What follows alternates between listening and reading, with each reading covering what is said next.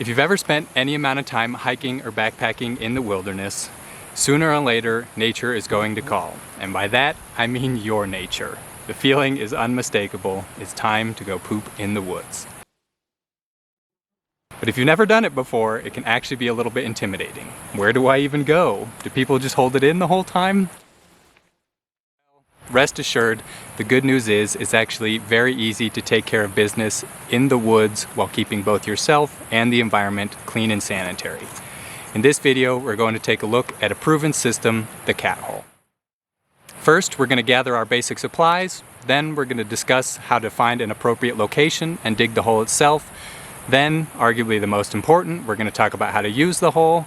And last, we're going to talk about filling the hole back in and cleaning up after ourselves such that we leave no trace behind us. Let's get started. The first piece of gear we're going to need is what's commonly called a trowel, but what is actually just a small shovel. The main difference between them is usually weight and cost. This is just a basic plastic shovel and is going to be your cheapest and your lightest. But sometimes when the soil is very hard, this guy isn't up to the job. This trowel, on the other hand, is made out of steel, so it's definitely going to be able to dig through any hard compacted soils. It's also got serrations on the side here to cut through any roots or helps dig through grass. But this is going to be much heavier to carry than the simple plastic one, especially because it has a sheath included. This one here is a little bit best of both worlds. It's smaller and more pared down, but it's still steel and still has the serrations to help me dig through compacted soil. This is my favorite trowel, the one I carry with me most of the time. Next, a very important item to bring along with us is toilet paper. It's always a bummer to forget toilet paper. There's a few things around, a few leaves we can use to substitute toilet paper, but for me, it's hard to beat good old-fashioned TP. A quick tip for your toilet paper is if you pull out the cardboard tube like this, then fish some out, then you can put that roll into a Ziploc just like this, and this becomes your quick dispensing waterproof toilet paper container. This is really nice. Needless to say, you need to keep your toilet paper dry. Toilet paper is useless if it becomes wet. Next, we'll bring a small container of hand sanitizer to clean up afterwards. And some people bring a lighter, but we'll discuss why a little bit later on. Alrighty, now let's take a short walk to hunt for a suitable location. We want to walk at least 200 feet away from our camp, all trails, and any and all water sources. We are looking for an area that is not typically going to be walked on or disturbed, that is dry and well drained and has enough soil that we can easily dig our hole. Avoid dry stream beds and drainage paths like this, and soggy, low-lying ground like this. Alrighty, so I found this flat spot behind me. It's nice and dry, well drained. There's no water running through it. It's off the beaten trail. No one's walked through here in a while, as far as I can tell. And looking around, we have plenty of privacy.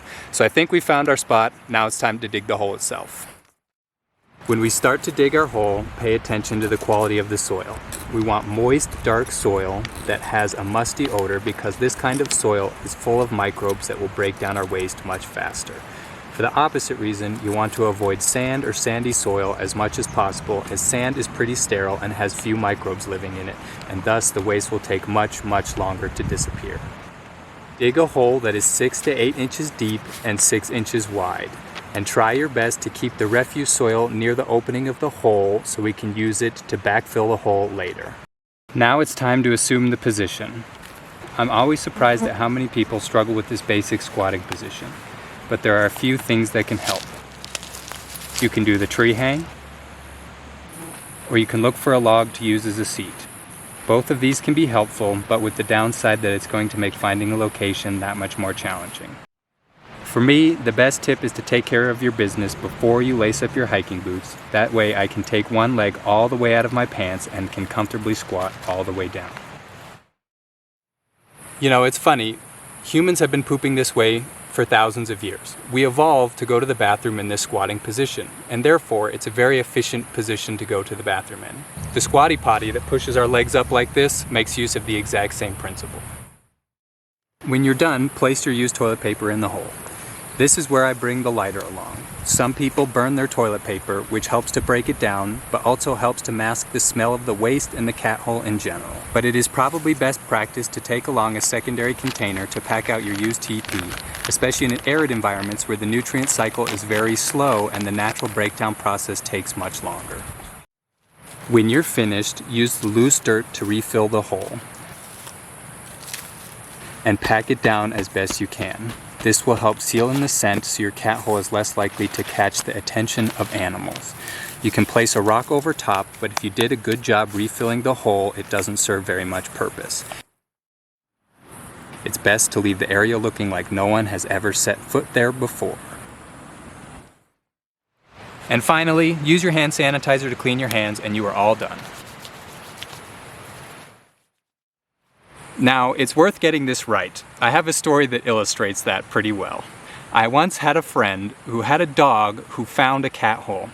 That dog proceeded to dig it up and eat the contents of the cat hole, which is bad enough as it is, but that dog proceeded to throw up in my friend's tent at around 2 o'clock in the morning and pretty much ruined the trip. Needless to say, my friend packed up his things and drove home at first thing next morning. So it's worth getting this right so a haphazard incident like that doesn't ruin a trip that may have taken a lot of planning and effort.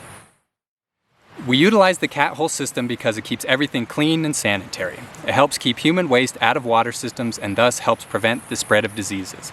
It also helps maximize the rate of decomposition so our feces go away faster and also help provide the environment with a little bit of fertilizer and a little bit of nutrients. We also do it for aesthetic reasons to keep human waste out of sight and out of mind. These best practices help keep the environment clean and wild, but it also helps keep you and your camp clean and sanitary as well, which makes for a healthy and safe adventure for everyone involved. So thanks for doing your part. We'll catch you on another one.